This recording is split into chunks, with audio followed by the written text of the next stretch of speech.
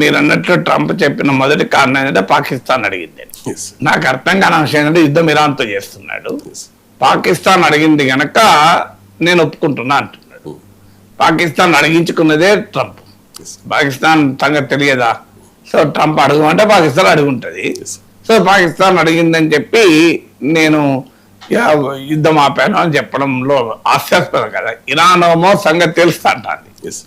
ఓడిపోయిన వాడు కండిషన్స్ నిర్దేశించలేరు, ఇది కేవలం టైం బయింగ్ కోసం ట్రంప్ ఆడుతున్న నాటకము, మళ్ళీ ఏదో ఒక పెద్ద అటాక్, సర్ప్రైజ్ అటాక్ ప్రిపేర్ అవుతున్నాడు, మేము అమెరికాను నమ్మే ప్రసక్తే లేదు, అమెరికాతో చర్చలు జరిపే ప్రసక్తే లేదు అని ఇరాన్ తేల్చేసి.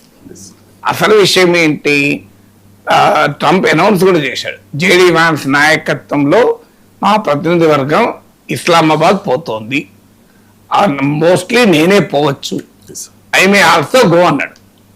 అన్న తర్వాత ఇరాన్ నేను అసలు చర్చలకే రానని చెప్పి వాళ్ళ డెలిగేషన్ రాలే. ఇంకా కాస్త అయితే ఇంకా ఘోరంగా అవమానం ఉండే, జేడీ వ్యాన్స్ వచ్చి ఇస్లామాబాద్ లో కూర్చునేవాడు, ఇరాన్ అసలు రాకనే పోయేది, ఇరాన్ డెలిగేషనే